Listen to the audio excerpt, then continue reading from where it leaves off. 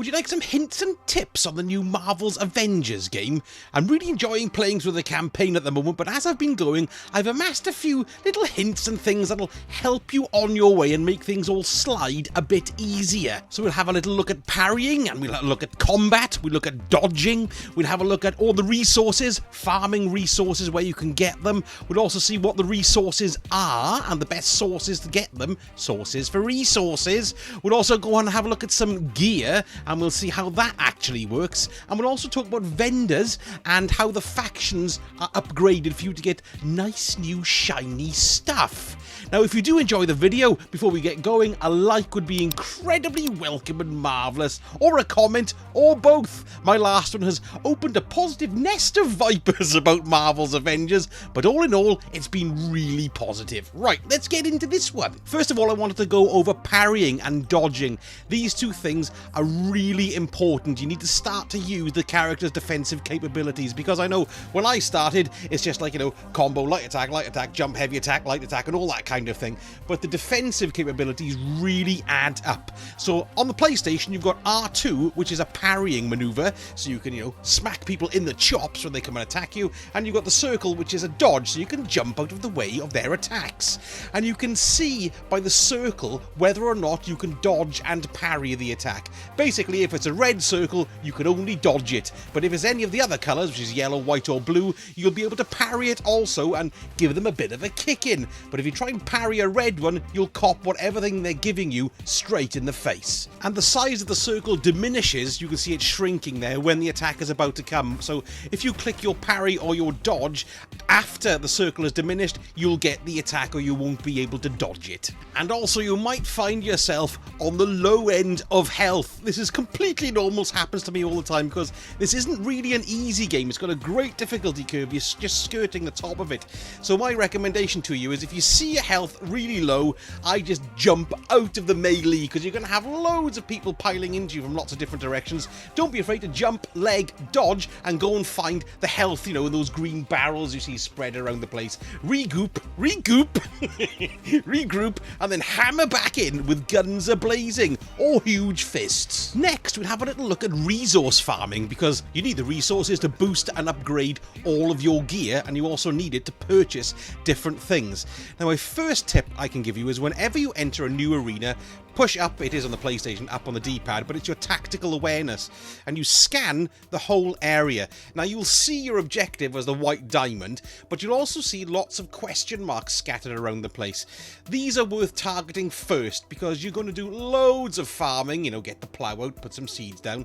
No, you're going to go and get lots of goodies, and you'll also find that these goodies are tucked away everywhere, so it's really worth exploring the map for the extra bits of fragments and things that you need. Now, as you get closer to these question marks, you'll hear Jarvis tell you what kind of thing it is, whether there's a chest nearby with some new armor in it, or there's an enemy nearby who'll drop some nice new things for you. So keep your ears out and your trousers down. Now, let's have a little look at the different types of resources you can get. The most common resource you can find are fragments, and these are the white glowy things, and they can usually be found in multiple destructible crates that are all over the floor, floating up on platforms, which is why you should jump and check all the different levels. Fragments are the most numerous ones around, because they're used to purchase the things from vendors, in tandem also with the upgrade modules as well, which do turn up occasionally. Now, the other resources you're going to find strewn all over the world in crates and dropping from baddies.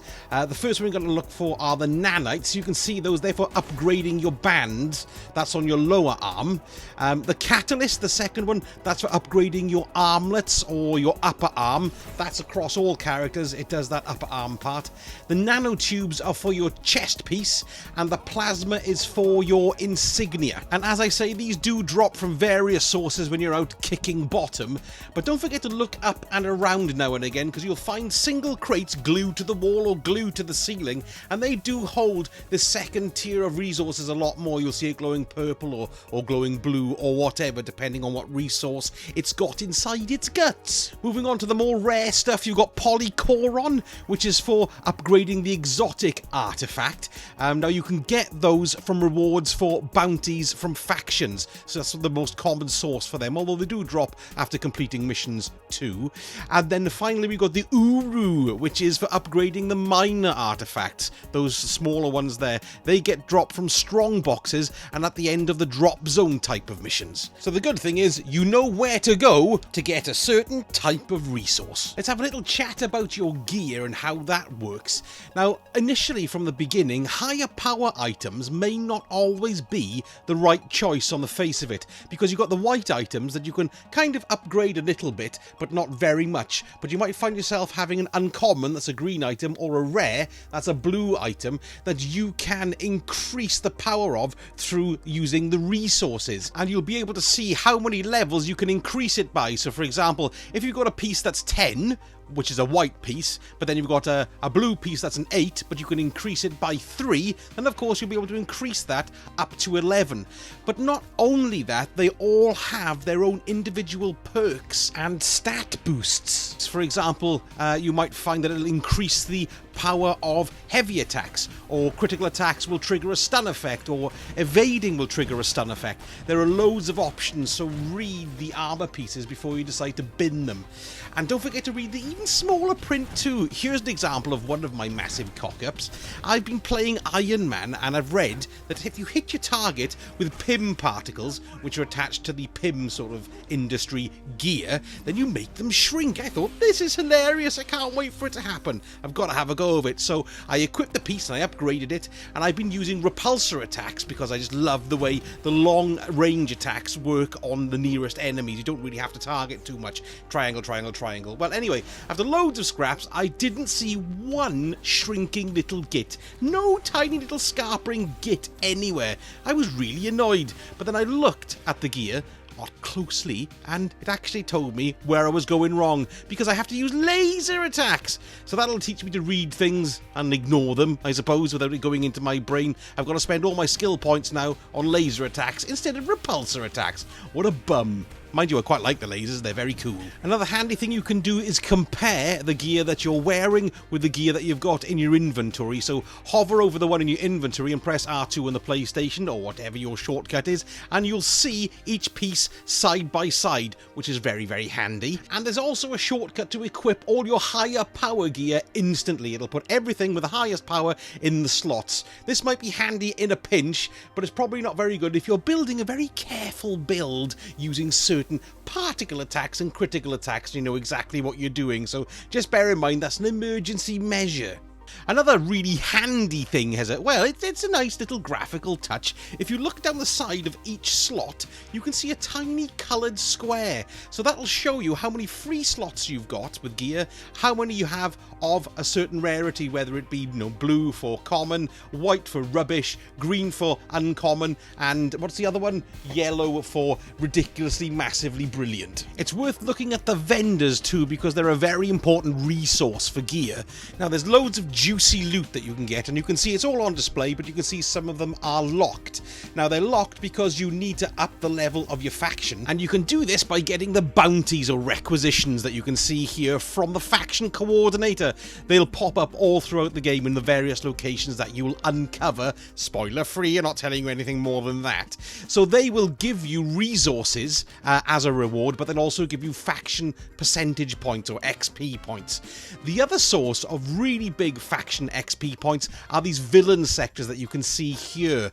Now then, they are quite high level, particularly when you're starting. I mean, I'm only about level 8 or 9 at the moment, and you can see, I think this one here at the level 40, level 50, something like that. So you've got to get a bit tougher and a bit more worked out and ripped before you can come back and kick their asses. But look, 1,250 XP points. That's a lot, and that'll boost you up nice and quick. It's also worth noting that the vendor's inventory rotates every single hour, which I think is absolutely bonkers, but there we go, it does. And you will see some epic and legendary armor in there too, so they're definitely worth upgrading. One more thing I should point out, actually. Don't forget that, well, during the beta, or beta, depending where you're from, people were moaning about the camera shake on it, and they were also moaning about the motion blur. Now then, on consoles, you can't do anything about the motion blur. There's no way, well, at least on the PlayStation, you can't reduce it. If somebody knows how to, I can't find it in the settings, let me know if you do find it, but you can reduce the screen shake. Now, when I looked into it, it was actually set to 10, which is a massive amount of screen shake, and I nearly spewed. So I reduced that to 0, and that helped the screen shaking malarkey quite a bit. So that's a useful little tip there. Right, that's all for this video. I'd have said I'm off now to go and see if Black Widow wants to have a drink, and then she'll just punch me in the face again.